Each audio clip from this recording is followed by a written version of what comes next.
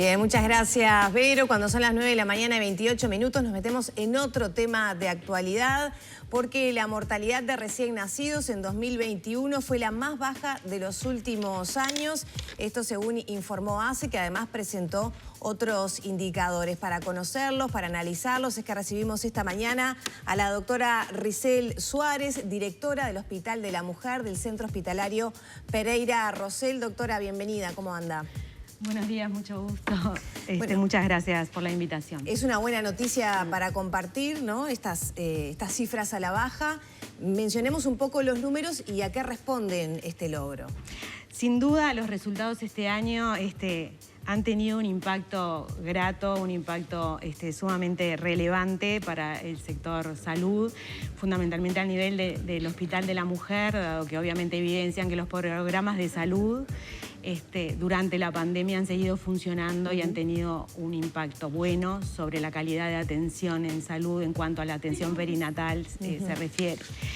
En el año 2021, la tendencia al descenso en la natalidad en Uruguay se sigue manifestando, pero sí estamos viendo un enlentecimiento de la misma, de esa curva en descenso. Y bueno, y obviamente el Hospital de la Mujer, siendo un centro de referencia para todo el sistema de salud público del Uruguay, también manifiesta ese descenso, con esta también tendencia a enlentecer en estos años. Las consultas obstétricas, el asistir a las policlínicas, por ejemplo, son uno de esos factores que han mejorado el tener un acercamiento con esas madres. Sin duda que sí, sin duda que la calidad de asistencia. El Hospital de la Mujer del Centro Hospitalario Pereira Rosell es un centro de referencia, por lo cual nunca cerró la atención en policlínicas ni, por supuesto, en puerta de emergencia. Lo cual ha hecho sí que mucha gente haya derivado su atención al hospital en lugar de los centros de atención primaria. Esto ha manifestado un incremento en las consultas en policlínica y en emergencia. Hemos llegado a más de 51.000 consultas en policlínica en el año 2021 y más de 33.000 en emergencia, o sea, más de 85.000 consultas ambulatorias. ¿Eso es un incremento de cuánto porcentualmente? No es un gran incremento de unos 2-3 puntos porcentuales, pero sí evidencia que hemos sido capaces, a pesar de la pandemia, de absorber toda la atención que ha requerido el sistema de salud en el hospital. En cuanto a la mortalidad de recién nacidos, ¿cómo es? ¿Son cifras bajas, pero significa que, digamos, es una tendencia también a la baja o se explica porque hay menos niños que nacen? No, porque esto es un porcentaje, claro, ¿verdad? La mortalidad neonatal bajó 1,9%. Y es la mortalidad, estamos en un 5% hoy y es la mortalidad neonatal más baja que se ha manifestado en los últimos 4 años. Esto es evidentemente un resultado simplemente de los programas de atención en salud y de la calidad de atención que se brinda en el hospital, que no es un mérito solamente a nivel de la gestión, sino un mérito de todos los funcionarios y del compromiso que tienen los técnicos y profesionales que trabajan en el hospital, que año a año se siguen sumando al trabajo y a mejorar los protocolos y la calidad en atención. Ahora, y eso efectivamente se ha evidenciado en este descenso de la mortalidad. La atención y demás es uno de los aspectos que dice usted que se han mejorado y mucho, capaz que esa cercanía con estas mujeres, pero debe haber otros factores sin lugar a dudas que inciden. Detecciones precoz en los embarazos, de algún tipo de situación en particular. Nacen menos niños, pienso, por ejemplo, con alguna cardiopatía que lo pueda complicar. ¿Qué otro factor incide en todo eso? Bueno, los factores en salud, como en la ciencia en general, la ciencia evoluciona, por lo cual los sistemas diagnósticos también evolucionan. Y eso efectivamente tiene un impacto directo en el diagnóstico precoz y en la atención, porque también los tratamientos evolucionan. Y bueno, eso de la mano, la evolución de la ciencia, de los estudios diagnósticos y los tratamientos, obviamente tienen un impacto directo en la mortalidad, en el descenso de la mortalidad. Los controles también, ¿no? O sea, la adherencia a los controles, ¿cómo estamos en ese sentido? ¿Cuántos controles en promedio se hacen las mujeres? Aparentemente no hubo dificultades en pandemia para poder hacerlos. Sí, Lorena, gracias, porque eso es otro punto que es muy relevante. Hemos mantenido las cifras pre-pandemia en cuanto a controles de embarazo y en cuanto a la cantidad de controles también. Tenemos un 78% de embarazos con más de 6 controles, lo cual es un número muy bueno en cuanto a cantidad. Y también en lo que respecta a la captación precoz del embarazo, es decir, aquel embarazo que se capta antes de las 14 semanas. Es importante destacar que estos embarazos no todos se captan en el hospital, o sea, esto también es mérito de la red de atención primaria y de la red de ACE en general, esta captación. Y date cuenta que si sumamos el 78% de embarazos con más de 6 controles y el 74% de captación precoz, y además le sumamos los embarazos que tienen de 1 a 5 controles, llegamos a un 98% de control de embarazo.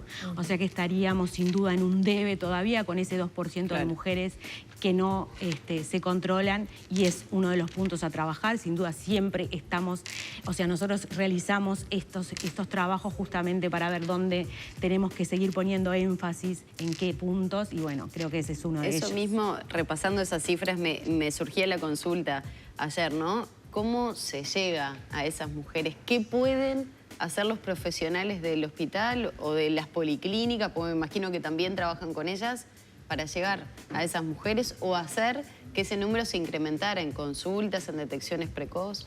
Sin duda que ese 2% que todavía está por fuera nos va a llevar un trabajo importante, porque a lo largo de estos años se ha ido incrementando el control, pero bueno, todavía estamos. ¿Telefónica, yendo al domicilio? Tenemos una red de asistencia primaria que trabaja en domicilio, en los barrios, yendo a los domicilios de las usuarias.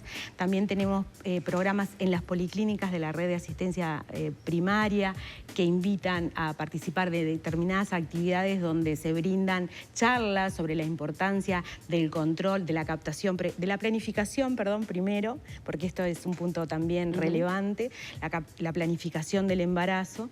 Y yo creo que es ahí donde los programas están apuntando al día de hoy, y estas charlas a las que le hacía mención, en esa programación del embarazo, porque una vez que nosotros captamos a esa mujer que desea embarazarse, obviamente después seguimos en contacto con ella durante su embarazo. Tenemos entrevistas telefónicas para que la paciente consulte si se escapa a un control y ya está captada por el sistema de salud. En el seguimiento se la llama por teléfono y se le otorga una nueva consulta. Bueno, creo que todo esto ha ido incrementándose a lo largo de estos años, y creo que dentro de la pandemia es uno de los aprendizajes que podemos decir que fue bueno, porque esa vía no tan directa también nos ha servido para captar más personas por teléfono o por vía a distancia por Zoom, ¿verdad? Doctora, ¿descendió también el embarazo adolescente? ¿En qué medida y a qué responde? Sí, de los 5.823 nacimientos que tuvimos en el 2021 en el Hospital de la Mujer, 1.096 fueron de embarazos adolescentes. Esto implica un descenso de un punto porcentual con respecto al 2020. Estamos en un 19% de embarazo adolescente, una cifra baja que atribuimos fundamentalmente a los programas de atención en salud con respecto a la salud sexual y reproductiva y a la distribución de métodos anticonceptivos. Fundamentalmente a la utilización del implante subdérmico, que para las pacientes adolescentes es un método cómodo, ya que no requiere el control o la toma diaria de un anticonceptivo, y se ha incrementado. Eso en el año 2021 nosotros incrementamos en más de 1.000 el número de implantes subdérmicos colocados a adolescentes en el Hospital de la Mujer. ¿Desde qué año es que se brindan los implantes subdérmicos? Hace unos 6, 7 años. Y eso ha tenido y eso con el tiempo ha impactado justamente en el descenso del embarazo. ¿Se encuentran con situaciones, por ejemplo, de adolescentes que quieren ser madres? Gracias. La verdad que es interesante esa pregunta, sí, porque fíjate que el 26% de las adolescentes hemos visto que han planificado su embarazo. El 26% de las mujeres ¿Adolescentes de embarazadas. qué edad hablamos? De 15 a 19 años. En esa edad ya están pensando en en ese ser rango madres. de edad tenemos un 26% de ellas que han planificado su embarazo. Esto quiere decir que lo han buscado. Y eso creo que se relaciona evidentemente con un proyecto de vida de estas adolescentes. Y bueno, es otro debe que nosotros tenemos a nivel país, de llegar con otros programas de educación y de proyectos para que esas adolescentes tienen todo el derecho, por supuesto, de buscar un embarazo, pero creo que pasa un poco por ahí. Ahí está. ¿Y qué se sabe del contexto de estas adolescentes que buscan ser madres a edades tan tempranas a la visión de hoy, ¿no? Contexto social, nivel educativo, un poco atendiendo al proyecto de vida, ¿no?, que pueden tener estas adolescentes. Sí, son adolescentes que evidentemente en su proyecto de vida la maternidad ocupa un lugar primordial, no tanto el estudio o llegar a tener una inserción en el mundo laboral, sino que pasa por ser madre su proyecto de vida en ese contexto social en el que vive. ¿Es un contexto vulnerable?